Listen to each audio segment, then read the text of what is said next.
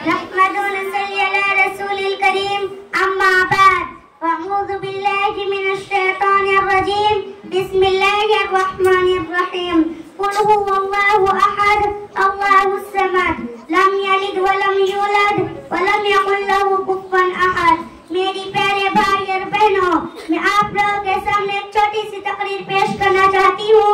मेरी तकरीर का अनवान है अशफाकुल्लाह खान शहीद। आदरणीय सभापति महोदय, माननीय शिक्षकगण एवं सहेलियां, नम्रता के साथ मैं आज एक ऐसे जाबाज कर्मकर्तिकारी की कथा सुनाना आई हूँ जिनका नाम है अशफाकुल्लाह खान। 1900 ईस्वी में शाहजहांपुर की धरती पर जिनमें इस नौजवान के दिल में बचपन से ही आजादी की आग जल रही थी, राम प्रसाद बिस्मिल सदस्य ने इन्हें हिंदुस्तान रिपब्लिकन एसोसिएशन का लीडर सिपाही बना दिया, जिसने अंग्रेजों के खिलाफ बगावत का झंडा बुलंद किया।